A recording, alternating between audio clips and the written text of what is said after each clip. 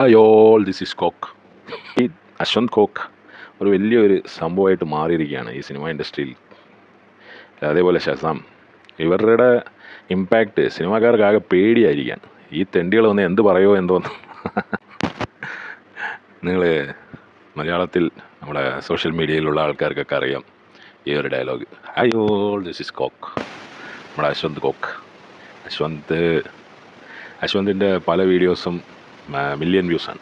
ഭയങ്കര ഫിലിം റിവ്യൂവറാണ്, ഭയങ്കര സംഭവമാണ് പുള്ളി. കുറേ ആൾക്കാർ ഇത് കണ്ടിട്ട് ഫിലിം റിവ്യൂ ഒക്കെ ചെയ്യാൻ ശ്രമിക്കാറുണ്ട്. ഞാൻ പുള്ളിയെ കണ്ടിട്ട് ശ്രമിക്കാറില്ല, കാരണം പുള്ളി ഭയങ്കര ടെക്നിക്കൽ ഡീറ്റെയിൽസൊക്കെയാണ് പറയുക.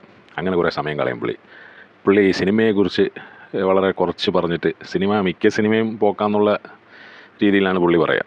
തമിഴിൽ ഒരാളുണ്ട് ഇതേപോലെ, ബ്ലൂ ഷർട്ടൈ മാറൻ എന്ന് പറഞ്ഞുകൊണ്ട്. ബ്ലൂ ഷർട്ട് ഇട്ട മാറൻ എന്നാണ് പുള്ളിയുടെ പേര്. മാടൻ എന്നൊക്കെ വേണേൽ വിളിക്കാം. പുള്ളിയുടെ ഒരു ക്യാരക്ടർ വെച്ച് നോക്കുമ്പോൾ പുള്ളിയുടെ പരിപാടി എന്ന് പറഞ്ഞാൽ ഏറ്റവും നല്ല സിനിമ ഈ അടുത്ത് പുള്ളി ഏതോ ഒരു സിനിമയ്ക്ക് വേണ്ടി നല്ല കാര്യങ്ങൾ പറഞ്ഞായിരുന്നു. നമ്മുടെ ലാലേട്ടൻ്റെ തുടരും. ഇതിനകത്ത് പുള്ളി പറഞ്ഞെന്ന് പറഞ്ഞാൽ നമ്മളൊക്കെ സിനിമ റിവ്യൂ പറയുമ്പോൾ അടിപൊളിയായിരുന്നെന്ന് പറയില്ലേ, പുള്ളിയുടെ വായിൽ നിന്ന് ഇങ്ങനത്തെ ഒരു വാക്കൊന്നും വരില്ല. തമിഴിലാണ്, എന്തോ തമിഴ് ടോക്കീസ് എന്നെങ്ങാണ്ടാണ് ചാനലിൻ്റെ പേര് എനിക്ക് കറക്റ്റ് ഓർമ്മയില്ല. പുള്ളി ഇടയ്ക്കിടയ്ക്ക് ഇങ്ങനെ എല്ലാ സിനിമയുടെ റിവ്യൂവും പുള്ളി ഏകദേശം ചെയ്യാറുണ്ട്. തമിഴും മലയാളവും. തമിഴാണ് മെയിനായിട്ട്. പിന്നെ മലയാളത്തിൽ കുറച്ച് ഫേമസ് ആണെങ്കിൽ ആ പടത്തിനെ അങ്ങ് റിവ്യൂ ചെയ്ത് തകർത്ത് കളയും. അതുപോലെയാണ് നമ്മുടെ അശ്വന്ത് കോക്ക്.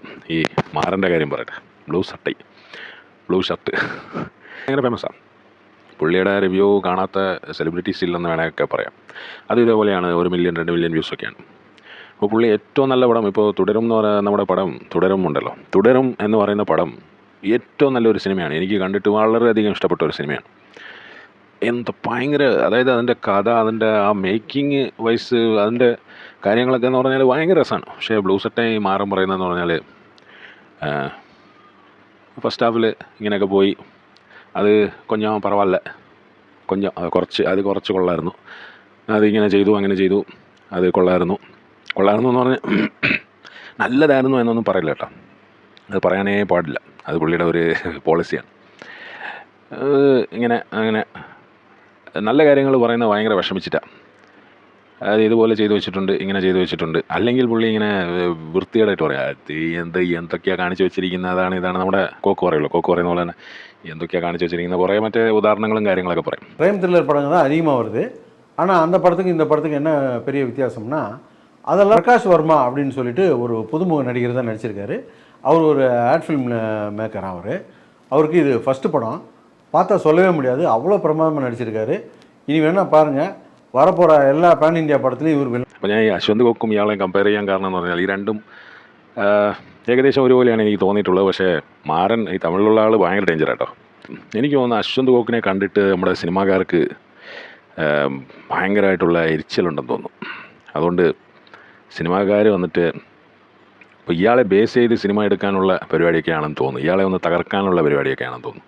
ഈ അടുത്ത് വൈറലായ ഒരു വീഡിയോ ഉണ്ട്, നമ്മുടെ ധ്യാൻ ശ്രീനിവാസൻ ഒരു വേദിയിൽ ഇങ്ങനെ മറ്റേ പ്രിൻസ് ആൻഡ് ദ ഫാമിലിയുടെ സക്സസ് മീറ്റ്, അതിലിങ്ങനെ പറയുന്നുണ്ട്, ഭയങ്കര പരിപാടിയാണ്.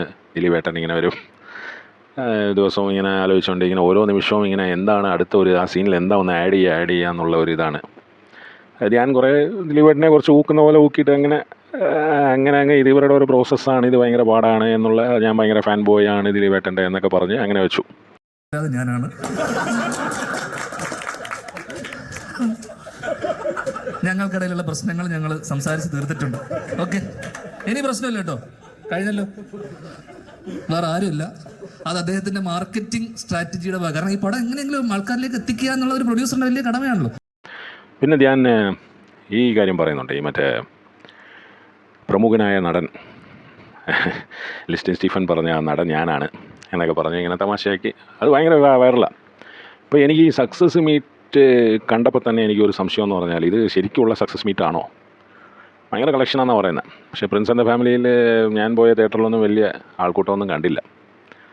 തരക്കേടില്ലാത്ത ആളുണ്ടായിരുന്നു, പക്ഷെ എന്നാലും അങ്ങനെ ഫുള്ളൊന്നും അല്ല. അപ്പോൾ പിന്നെ ഇത്രയും കളക്ഷന് ഇതൊക്കെ സത്യമാണോടെ? കാരണം ഇത് തമിഴ്നാട്ടിൽ പോക്കായി പടം, തെലുങ്കിലും പോക്കാം. തെലുങ്കിൽ കുറച്ചുകൂടെ ഉണ്ടെന്ന് തോന്നുന്നു, ചെറുതായിട്ട് ആൾക്കാർക്ക് ഇഷ്ടപ്പെട്ടെന്ന് തോന്നുന്നു ഈ തമാശ. അശ്വന്ത് ഗോക്ക് വന്നിട്ട് പറഞ്ഞതെന്ന് പറഞ്ഞാൽ ഇതുപോലത്തെ വേസ്റ്റ് പരിപാടി നമ്മുടെ ദിലീപേട്ടൻ പണ്ടത്തെ ആ ഒരു സ്റ്റൈല് അതായതെന്നൊക്കെ പറഞ്ഞ് അപ്പം അതിനെ ധ്യാനം എടുത്തിട്ട് ഊക്കുന്നുണ്ട്. പഴയതൊന്നും വേണ്ട, ഇപ്പോൾ ആൾക്കാർക്കൊന്നും ആവശ്യമില്ല, നിങ്ങൾ ഡയറക്ടർ പറയുന്നത് ചെയ്താൽ മതി എന്നുള്ള രീതിയിലൊക്കെ പറയുന്നുണ്ട്.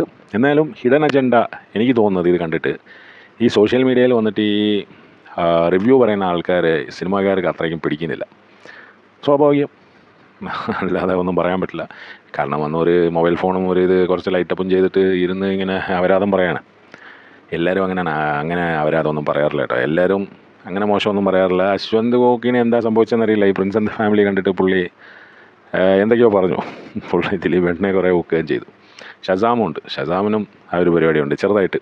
പക്ഷേ ഷസാം അങ്ങനെ അങ്ങോട്ട് വിട്ടു പറയാറൊന്നുമില്ല, അശ്വന്തിനെ പോലെ ഒന്നും പറയാറില്ല. പക്ഷേ എമ്പുരാൻ കണ്ടിട്ടും അശ്വന്ത് അങ്ങനെയാണ് പറഞ്ഞത്. എമ്പുരാൻ എനിക്കും വലുതായിട്ട് ഇഷ്ടപ്പെട്ടില്ല. കാരണം ഫസ്റ്റ് എവിടെ കിടക്കുന്നു, സെക്കൻഡ് എവിടെ കിടക്കുന്നു, അതാണ് എൻ്റെ ഒരു ഒപ്പീനിയൻ. എനിക്ക് ഈ ഗോത്ര ഇത് അതൊന്നും എമ്പുരാനകത്ത് ഇൻക്ലൂഡ് ചെയ്യേണ്ട, അത് ഇൻക്ലൂഡ് ചെയ്തുകൊണ്ട് അത് ഇൻക്ലൂഡ് ചെയ്തിട്ട് നിങ്ങൾ അത് അങ്ങനെ അങ്ങോട്ട് പുഷ് ചെയ്തില്ല. നിങ്ങളത് അങ്ങനെ ഫൂ എന്ന് പറഞ്ഞ് പോയി. എന്തോ ഭയങ്കര സംഭവം എന്ന് പറഞ്ഞിട്ടേ പെട്ടെന്ന് നോക്കുമ്പോൾ അവിടുത്തെ കാർട്ടൽ ഇവിടുത്തെ കാർട്ടൽ ഇങ്ങനെ ഉള്ള സംഭവങ്ങൾ കണ്ടിട്ട് എനിക്ക് തോന്നുന്നത് ഈ പ്രിൻസ് ആൻഡ് ഫാമിലിയുടെ സക്സസ് മീറ്റ് തന്നെ ഒരു ഫേക്ക് പരിപാടിയാണെന്ന് തോന്നുന്നു. പിന്നെ ശരിക്കും ഞാൻ പറഞ്ഞ പോലെ ഇയാൾ ഈ നിവിൻ പോളിയെ ഒന്നും ഉദ്ദേശിച്ചല്ല പറഞ്ഞ ലിസ്റ്റൻ സ്റ്റീഫനെ. ലിസ്റ്റൻ ഇങ്ങനെ ഇത് സക്സസ് ആക്കാൻ വേണ്ടിയിട്ട് അടിച്ചു വിട്ടതാണോ? കാരണം ലിസ്റ്റിൻ അവിടെ കിടന്ന് ഭയങ്കര ചിരി. അതിനകത്ത് എനിക്ക് വേറെ ഒരു കാര്യം തോന്നുന്നുണ്ട്, ലിസ്റ്റിൻ ആകെ പെട്ടിരിക്കുകയാണല്ലോ. ഇപ്പോൾ മറ്റേ നടൻ ചിലപ്പം നമ്മുടെ നിവിൻ പോളി ചിലപ്പം ആ സിനിമയിൽ അടുത്ത് വർക്ക് ചെയ്യത്തില്ല എന്നങ്ങനെ വല്ലതും ഒക്കെ പറഞ്ഞിട്ടുണ്ടായിരുന്നെങ്കിൽ ഇതിനെ സോൾവ് ചെയ്യാൻ വേണ്ടിയിട്ട് ഇവരുടെ ഒരു കോമൺ ഫ്രണ്ടാണല്ലോ ഈ ധ്യാൻ. ഇപ്പോൾ ധ്യാനിനെ വെച്ചിട്ട് ഇങ്ങനെ ഒരു ഡ്രാമ കളിച്ച് ഇങ്ങനെ ഇതിനെ ഒരു കോമഡിയാക്കി മാറ്റി ഇതിങ്ങനെ ചെയ്തതാണ് എന്ന് ഉള്ള പരിപാടിയാണോ എന്നും അറിയില്ല. അതും എനിക്ക് തോന്നുന്നുണ്ട്. പക്ഷെ എന്താണേലും അശ്വന്ത് ഗോക്കിനെ ആൾക്കാർക്ക്, പക്ഷേ പുള്ളി പറഞ്ഞ ആ ബ്രോമാൻസിൻ്റെയൊക്കെ ഇത് ട്രോളും പരിപാടിയൊക്കെ മാത്യൂസ് തന്നെ വന്ന് സമ്മതിച്ചിട്ടുണ്ട്. അയ്യോ അത് ഇങ്ങനെ പറ്റിപ്പോയി, ആ മീറ്റർ തെറ്റിപ്പോയി എന്നൊക്കെ പറഞ്ഞു. എന്തോ അത് സിനിമയിൽ ഉള്ളൊരു പരിപാടിയാണ്. കുറച്ചൊന്നും അഭിനയം. കാരണം മാത്യു എന്ന് പറയുമ്പോൾ ഇപ്പോൾ ഭയങ്കര ലെവലാണ്. പിന്നെ മാത്യുക്ക് ഉള്ളൊരു കുഴപ്പമെന്ന് പറഞ്ഞാൽ ഇൻസൈഡ് സ്റ്റോറി ഞാൻ പറയുന്നത് നസ്ലൻ്റെ വളർച്ച. കാരണം രണ്ടുപേരും ഒരുമിച്ച് വന്നാണ്. അന്ന് മാത്യു സ്റ്റാറായിരുന്നു, നസ്ലൻ ഒന്നുമല്ല. നസ്ലൻ ഒരു സൈഡിൽ വന്ന പയ്യനാണ്. എടാ നീ എന്താ ഇപ്പോൾ പറയണമെന്നൊക്കെ ഉള്ള രീതിയിൽ വന്ന പയ്യൻ ഇന്ന് പോയിട്ട് പ്രേമലു പോലത്തെ ഒരു സിനിമയിൽ അഭിനയിച്ച് തകർത്ത് വാരി എന്നൊക്കെ പറയുമ്പോഴേ, പിന്നെ ആലപ്പുഴ, ജിംഖാന ഇങ്ങനത്തെ പടങ്ങളൊക്കെ എന്ന് പറഞ്ഞാൽ നസ്ലൻ അടുത്ത സ്റ്റാറാണെന്നുള്ള ഒരു ലെവലിലേക്ക് പോയി കഴിഞ്ഞു. പിന്നെ പെണ്ണുങ്ങൾ ഭയങ്കര ഫാൻസാണ് നസ്ലൻ്റെ. ഇതൊക്കെ കേൾക്കുമ്പോൾ ഒരുമിച്ച് ആ ട്രാവൽ ചെയ്ത് വന്ന ആൾക്കുള്ള വിഷമമുണ്ടല്ലോ, അത് ചില്ലറ വിഷമമൊന്നുമല്ല, കാണിക്കില്ലേലും അതൊരു ഭയങ്കര വിഷമം തന്നെയാണ്. അങ്ങനെയാണ് ഈ ബ്രോമാൻസിൽ എന്തോ കാണിച്ചു വെച്ചിരിക്കുന്നത്. പുള്ളി കടന്ന് അങ്ങ് അമറ് എന്നൊക്കെ പറഞ്ഞ് അർജുൻ അശോകനൊക്കെ ഇങ്ങനെ പാവമായിപ്പോയി. രണ്ടുപേരും ഇപ്പോൾ ഏകദേശം ഒരേ പ്രായക്കാരെ പോലെയൊക്കെയാണ് അഭിനയിക്കുന്നത് ആ പടത്തിൽ. അതൊക്കെ സാധാരണമാണ് സിനിമയിൽ. പക്ഷേ ഈ ഒരു ഓവർ പെർഫോമൻസ് കാണിച്ച് ഞാൻ തകർത്ത് കളയുമെന്ന് പറഞ്ഞ ആ ഒരു ഐഡിയ ഉണ്ടല്ലോ, അവിടെയാണ് പാളിപ്പോയത് നമ്മുടെ മാത്യൂസിന്. കാരണം വിജയുടെ കൂടെയൊക്കെ അഭിനയിച്ചു എന്ന് പറയുമ്പോൾ ഭയങ്കര സംഭവമായിപ്പോയില്ലേ. പക്ഷേ വിജയുടെ മോനായിട്ട് അവിടെ ഒരു വളിപ്പം പടമായിരുന്നത് വലിയ ഹിറ്റൊന്നും അല്ല. അത് പടം ഹിറ്റാകുന്നത് വിജയ് കാരണമാണ്. ആ പടം വേറെ ആരെങ്കിലും അഭിനയിച്ചിരുന്നെങ്കിൽ തവിട് കൂടിയാണ്. അങ്ങനെ ഉള്ള ഒരു സിനിമയിൽ അഭിനയിച്ചുകൊണ്ട് ഇയാളങ്ങ് സ്റ്റാറായിപ്പോയെന്ന് വിചാരിച്ച് ഇങ്ങനത്തെ വളിപ്പത്തരമൊക്കെ അതായത് കയ്യിൽ നിന്നിടുക. അതിൻ്റെ കാര്യമാണ് ഈ ധ്യാൻ ശ്രീനിവാസൻ മറ്റേ ഇതിലിട്ട് ഊക്കിയത്. ഈ പരിപാടി ഈ പ്രിൻസ് ആൻഡ് ഫാമിലിയുടെ സക്സസ് മീറ്റ്. ഞാൻ ശരിക്കും പറയാൻ ഉദ്ദേശിക്കുന്ന ഇതാണ്, സക്സസ് മീറ്റ് ഇത് ഫേക്കായിരുന്നു എന്നാണ് എൻ്റെ ഒരു സംശയം. ഇത് ലിസ്റ്റൻ സ്റ്റീഫനും ധ്യാനും ദിലീപേട്ടനും പേട്ടനും ഒക്കെ കൂടെ പ്ലാൻ ചെയ്തിട്ടുള്ള ഒരു പരിപാടിയാണ് എന്നാണ് എനിക്ക് തോന്നുന്നത്. കാരണം എന്താണെന്ന് വെച്ചാൽ ദിലീപേട്ടന് ആ പഴയ ഒരു പ്രൗഢി പിടിച്ചെടുക്കാൻ കുറച്ച് പാടാണ്. ഇനി പറ്റില്ല എന്നല്ല കേട്ടോ ഞാൻ പറയുന്നത്. അതുപോലത്തെ ഒരു ഡയറക്ടർ, അതുപോലത്തെ ഒരു സ്ക്രിപ്റ്റ് പെട്ടെന്ന് വന്ന് കയ്യിൽ കയറണം. അതിനൊക്കെ ദൈവാനുഗ്രഹം എന്ന് പറയുന്ന ഒരു സംഭവമുണ്ട്. ഈ ലാലേട്ടന് ഈ തുടരും ഇതൊക്കെ കിട്ടിയതെന്ന് പറഞ്ഞാൽ എങ്ങനെ സംഭവിച്ചു എന്നുള്ളതാണ്. ആ സ്ക്രിപ്റ്റ്, ആ കഥ കേൾക്കുമ്പോൾ ഇങ്ങനെ എന്തുവിടെ എന്നത് തോന്നിപ്പോവും. പക്ഷെ ആ മേക്കിങ്ങും ആ ഒരു, കാരണം പുള്ളി തന്നെ ഊക്കില്ലേ, പുള്ളിയുടെ സീൻസിനെ തന്നെ പുള്ളി ഊക്കാണ്. അതൊന്നും സാധാരണക്കാരൊന്നും സാധാരണമായിട്ടുള്ള ഹീറോസൊന്നും അഭിനയിക്കില്ല. ഈ ശ്രീനിവാസൻ്റെ പടം ഉണ്ടല്ലോ, ഉദയനാണ് താരത്തിൻ്റെ 2ാം ഭാഗം. ആ 2ാം ഭാഗത്തിലെ ക്യാരക്ടറാണ് ലാലേട്ടൻ എന്ന് പറഞ്ഞ് കുറേ ആൾക്കാർ അന്നേരം പുള്ളിയെ ശരിക്കും തൊട്ട് ഇങ്ങനെ നോക്കുന്നുണ്ടായിരുന്നു. അപ്പോൾ പുള്ളി അങ്ങനത്തെ ഒരു ക്യാരക്ടറാണെങ്കിൽ ഈ തുടരും പോലത്തെ പടം ഒരിക്കലും പുള്ളി ചെയ്യില്ല. പിന്നെ ദിലീപേട്ടൻ അങ്ങനത്തെ ഒരു ക്യാരക്ടറാണെന്ന് കുറേ ആൾക്കാർ പറയാറുണ്ട്. അങ്ങനത്തെ ഒരു ക്യാരക്ടറാണെങ്കിൽ പുള്ളി ഒരിക്കലും ധ്യാനിനെ കൊണ്ട് അങ്ങനെയൊന്നും സംസാരിപ്പിക്കില്ല. അവിടുന്ന് എണീറ്റ് പോയിന പുള്ളി അത് വളിപ്പോയി അതാകെ നാശക്കോടാലേ. പക്ഷേ ഭയങ്കര വൈറൽ വീഡിയോ. ധ്യാൻ ഇങ്ങനെ ഇട്ട് കസറാണ്. ധ്യാൻ അറ്റ് ദ ബെസ്റ്റ് എന്നൊക്കെയാണ് പറയുന്നത് ആൾക്കാർ. ഇതിൽ കൂടുതലൊന്നും കിട്ടാനില്ല ധ്യാനിൻ്റെ കയ്യിൽ നിന്ന് എന്നുള്ള രീതിയിലാണ് പറയുന്നത്. പക്ഷേ എനിക്ക് തോന്നിയിട്ടുള്ളത് ധ്യാൻ ശ്രീനിവാസൻ ഭയങ്കര ഒരു ടാലൻറ്റഡ് വ്യക്തിയാണ്. പക്ഷേ പുള്ളിക്കൊരു പ്രശ്നമുള്ളതെന്ന് പറഞ്ഞാൽ ഈ പുള്ളിക്ക് തന്നെ മറ്റേ കയ്യിൽ നിന്നിടുന്ന പരിപാടി അത് കുറച്ച് കൂടുതലാണ്. കയ്യിൽ നിടാം, ശ്രീനിവാസനെ പോലത്തെ ആൾ കൂടുതലായിട്ട് കയ്യിൽ നിടാത്ത സാഹചര്യത്തിൽ ആ ഒരു ഇൻഡസ്ട്രിയിൽ നിങ്ങൾ ശ്രീനിവാസനെ വെച്ച് കമ്പയർ ചെയ്യുമ്പോൾ നിങ്ങളിത് എത്രയേ ഉള്ളൂ. ഈ മാത്യൂസ് ആണെങ്കിൽ ഇങ്ങനെ എന്ന് പറയാം. ധ്യാനാണെങ്കിൽ കുറച്ചുകൂടെ ഉണ്ട്. ധ്യാനിന് പിന്നെ ധൃതിയാണ്. ധ്യാനിൻ്റെ പരിപാടി എന്ന് പറഞ്ഞാൽ ഈ വിനീതിനെക്കാട്ടിലും കൂടുതൽ സിനിമ അഭിനയിക്കണമെന്നുള്ളൊരു റണ്ണിങ് ഉണ്ടെന്ന് തോന്നുന്നു. എനിക്കത് ഇടയ്ക്കിടയ്ക്ക് തോന്നാറുണ്ട്. ഇയാൾ നോക്കി 30-32 സിനിമ ഞാൻ കണ്ടേ ഉള്ളൂ വിനീത്. ധ്യാൻ നോക്കിയാൽ 43 സിനിമ. എന്നിട്ട് വന്ന് നിന്ന് ചിരിക്കുകയാണ് മാലപ്പുടക്കം. കാരണം പടങ്ങളൊക്കെ പൊട്ടിയാൽ പ്രശ്നമൊന്നുമില്ല, ഇയാൾക്ക് കാര്യമൊന്നുമില്ല. അതിനെന്താ, അത് ശരിക്കും ഒരു അപരാധമാണ്. അങ്ങനെ ഒരു ചിന്താഗതി പാടില്ലാത്തതാണ്. എന്താണെങ്കിലും coming back to the point, നമ്മുടെ അശ്വന്ത് കോക്ക് ഇത്രയും വലിയൊരാളായി പോയി ഒരു ഇമ്പാക്റ്റ് ക്രിയേറ്റ് ചെയ്യുന്നുണ്ട് സിനിമ ഇൻഡസ്ട്രിയിൽ എന്ന് എനിക്ക് ഇവരുടെ ഈ പരിപാടികളൊക്കെ കണ്ടപ്പോൾ, പ്രവൃത്തികളൊക്കെ കണ്ടപ്പോൾ ഒന്ന് തോന്നി. അങ്ങനെ ഞാനത് പറയാനായിട്ട് വന്നതാണ്. കുറച്ച് ദിവസമായി വീഡിയോ ഒന്നും ചെയ്തിട്ട് സമയമില്ല. നമ്മൾ ഇതിൽ നിന്ന് ജീവിക്കുന്ന ആളല്ലോ. ഇതിൽ നിന്ന് ജീവിക്കുന്ന ആളാണെങ്കിൽ ഒരു ദിവസം 4 വീഡിയോ 5 വീഡിയോ വേണേൽ തച്ചിനിരുന്ന് അങ്ങ് കാച്ചാം. പക്ഷെ നമുക്കൊരു ബേസ് കിട്ടിയിട്ടില്ല. നമ്മളെങ്ങനെയോ തപ്പിത്തടഞ്ഞ് അങ്ങനെ പോവാണ്. അപ്പോൾ ഇതാണ് എൻ്റെ അത് പോട്ടെ, നമ്മുടെ ജീവിതകാര്യമൊക്കെ എന്തിനാണ്.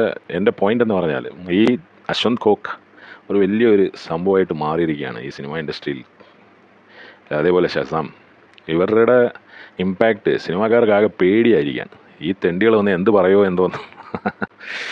ആണേലും ഒരു സൈഡിൽ നല്ല കാര്യമാണ്, ഒരു സൈഡിൽ നോക്കുമ്പോൾ അപരാധമാണ്. വന്നിട്ട് ആദ്യത്തെ ദിവസം തന്നെ വന്നിട്ട് ഒരു സിനിമ കൊള്ളില്ല, അത് കൊള്ളില്ല എന്ന് പറയുന്നത് അശ്വന്ത് പറയുന്നത്. ഷസാമ് പിന്നെ പോട്ടെ നോക്കാം. അശ്വന്ത് കോക്ക് പറയുന്നതെന്ന് പറഞ്ഞാൽ അയ്യോ പുള്ളി വെച്ച് അങ്ങ് തേച്ച് മെഴുകിയിട്ട് പോവാണ്. ഈ മറ്റേ വണ്ടിയൊക്കെ കയറി ഇറങ്ങിയ, പാണ്ടിലോറി കയറി ഇറങ്ങിയ തവള എന്നൊക്കെ പറയുന്ന രീതിയിലായി പോവാണ് ആ സിനിമ എന്നാണ് സിനിമാക്കാർക്ക് തോന്നുന്നത്. പ്രത്യേകിച്ച് നമ്മുടെ ദിലീപേട്ടൻ്റെ കുറച്ചാൾ മുമ്പേ ഒരു ആക്ഷൻ സിനിമ വന്നല്ലോ, അത് പൊട്ടൽ കണ്ടിട്ട് നെഗറ്റീവ് റിവ്യൂ അന്നെന്തോ ഇതൊക്കെ അടിച്ചതാണ്. അശ്വന്തിന് എന്തോ സ്ട്രൈക്കൊക്കെ അടിച്ചെന്ന് തോന്നുന്നു. അങ്ങനെ ഒരു ചെറിയ ഒരാൾ ചെയ്യുന്ന റിവ്യൂയ്ക്ക് ഇത്രയും പവർ, നിൻ്റെ മാത്രം ഒപ്പീനിയൻ ആയിരിക്കണം എന്ന് പറയുന്ന ആ ഡയലോഗൊക്കെ ശരിക്കും ഇതിനു വേണ്ടിയിട്ട് മാത്രമുള്ളതാണ്. ഇതുപോലത്തെ ആൾക്കാരെ അത്രയ്ക്കും പേടിയായിരിക്കാൻ സംഭവം തന്നെ.